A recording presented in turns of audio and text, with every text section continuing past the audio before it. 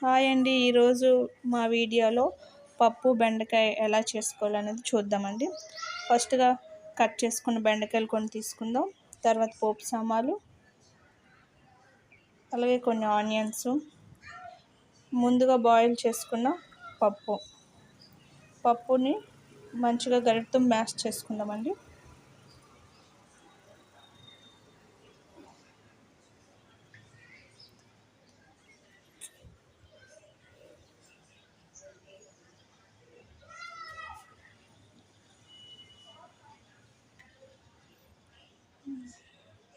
మంచిగా మ్యాష్ అయిపోయింది.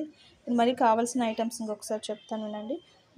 బాగా కడిగి నానబెట్టుకున్న చింతపండు, అలానే బెండకాయలు, నెక్స్ట్ పోపు సామాన్లు, నెక్స్ట్ ఆనియన్స్, నెక్స్ట్ బాయిల్ చేసుకొని పక్కన పెట్టుకున్న పప్పు. ఇప్పుడు స్టవ్ ఆన్ చేసుకుందామండి. దాని మీద కళాయి పెట్టుకుందాం. ఇది హీట్ ఎక్కాక దీంట్లో కొంచెం ఆయిల్ యాడ్ చేసుకుందామండి. సిమ్లో పెట్టుకొని చేసుకుందామండి, ఎందుకంటే పోపు సామాన్లు మాడిపోతాయి కాబట్టి మనం స్టార్ట్ చేసేటప్పుడు సిమ్లోనే వంట స్టార్ట్ చేద్దాం. ఇప్పుడు దీంట్లో కొంచెం ఆయిల్ యాడ్ చేసుకుందాం.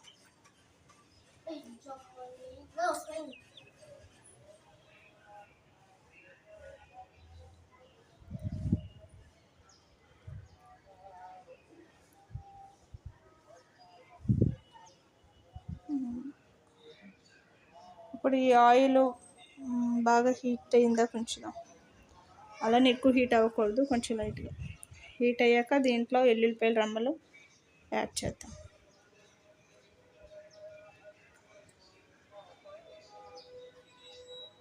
కొన్ని తీసుకుందామండి, ఎక్కువ వద్దు.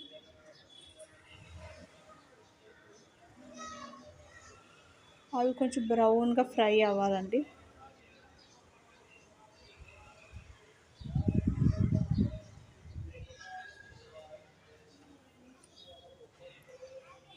ఇవి కొంచెం ఫ్రై అయ్యాక దీంట్లో పోపు సామాన్లు యాడ్ చేసుకుందాం.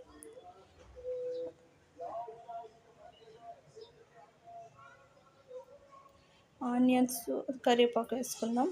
తర్వాతకి ఆనియన్స్ కూడా యాడ్ చేసుకుందాం. అవి బాగా ముందు ఈ పోపు సామాన్లు బాగా కలుపుతామండి, అన్నీ బాగా ఫ్రై అవ్వాలి కాబట్టి.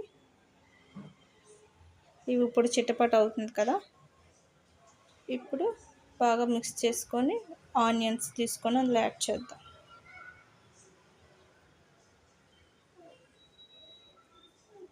అవి కూడా మంచిగా మిక్స్ చేద్దాం.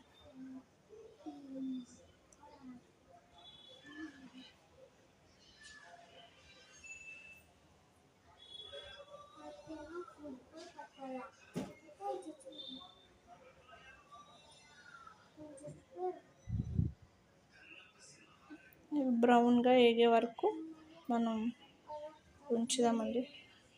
ఇవి బ్రౌన్ ఎప్పుడైతే అవుతాయో అప్పుడు దాంట్లో కొంచెం బెండకాయలు యాడ్ చేసుకుందాం.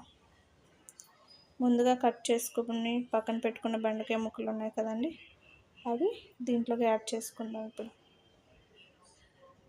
ఇదిగోండి బెండకాయ ముక్కలు, ఇవంతా యాడ్ చేద్దాం.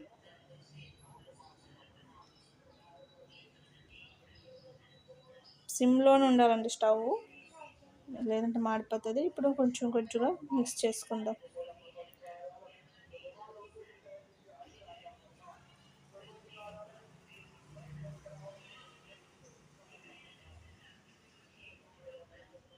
ఇప్పుడు ఈ బెండకాయలు కొంచెం బాయిల్ అవ్వాలి కాబట్టి దీన్ని మూత పెట్టి 5 నిమిషాలు కుక్ చేసుకుందాం.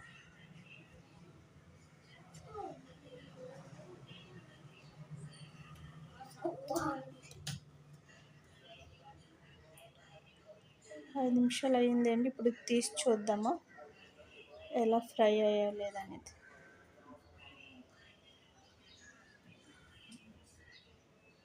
మంచిగా ఫ్రై అయ్యాయండి.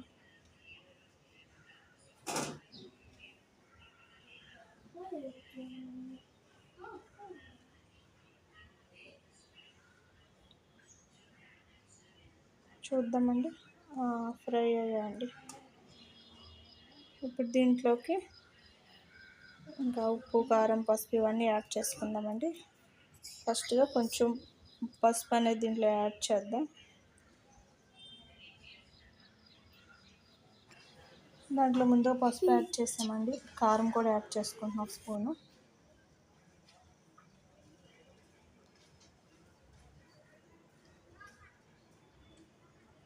తర్వాతకి సాల్ట్ కూడా యాడ్ చేద్దామండి.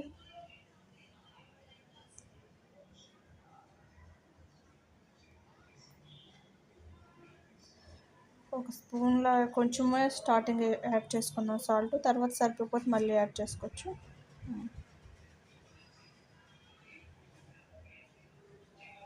ఇంకొంచెం చాలండి. ఇప్పుడు బాగా మిక్స్ చేసుకుందామండి.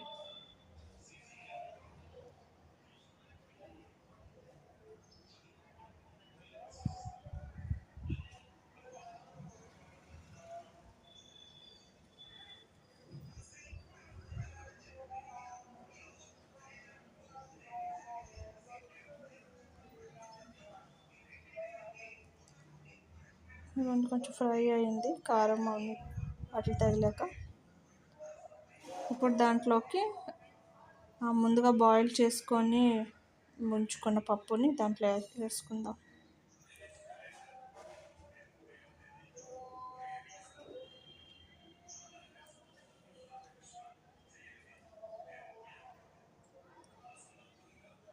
ఇప్పుడు ఈ కుక్కర్లోనే చింతపండు అనేది పిసికేసి అందులోనే వేసుకుందామండి. అందుకే కుక్కర్ పక్కన పెట్టుకుందాం. ఇది బాగా మిక్స్ చేసుకుందాం ఇప్పుడు ఈ పప్పుని. ఇప్పుడు చింతపండుని పిండుకొని అందులోనే ఆ చింతపండు రసాన్ని కుక్కర్లోనే వేద్దామండి. ఎందుకంటే కుక్కర్కి అంటి ఉంటుంది కదా పప్పు, అది కూడా వేస్ట్ చేయడం ఎందుకని.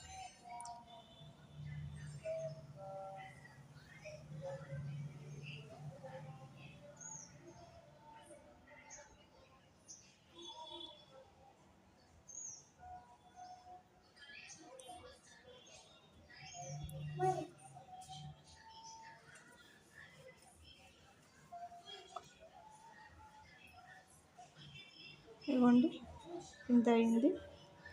ఈ చింతపండు రసాన్ని ఇప్పుడు అందులో యాడ్ చేద్దాం పప్పులో.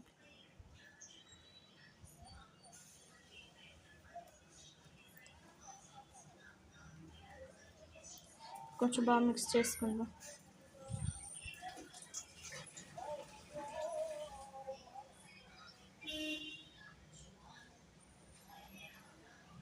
మూత పెట్టేసి ఉంచుతామండి.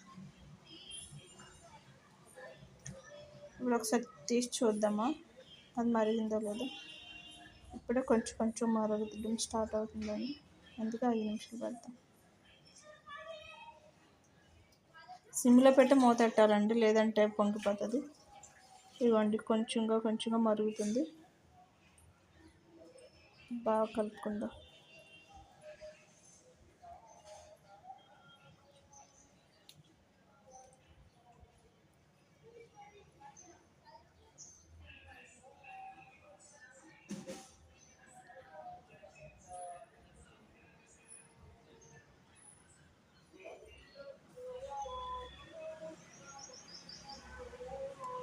బాగా మరిగింది, కానీ ఇంకా బెండకాయ ముక్కలు అనేది ఇంకా ఉడకలేనట్టున్నాయి. కొంచెం ఉడికి కొంచెం ఇదిగా ఉన్నాయి.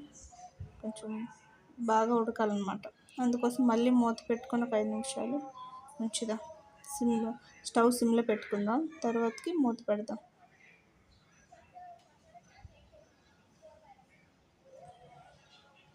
5 నిమిషాలు అయింది. ఇప్పుడు తీసి చూద్దామండి ఉడికి ఉంటే.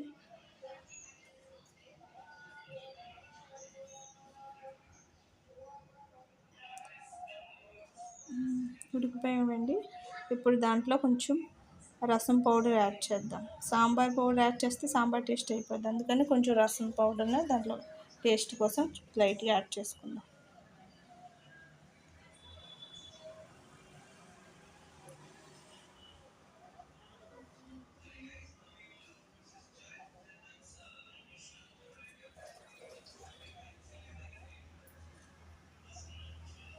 ఆ పౌడర్ మొత్తం దాంట్లో కలిసేటట్టు ఒక 5 నిమిషాలు మాత్రమే స్టవ్ మీద పెట్టుకుంటామండి.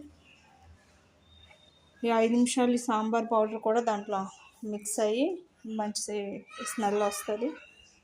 చూడండి బాగా మరుగుతుంది.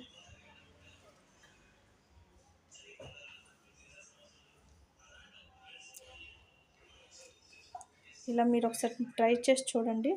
మీకు నచ్చితే మా వీడియోని లైక్ చేయండి, షేర్ చేయండి, మా ఛానల్ని సబ్స్క్రైబ్ చేసుకోండి.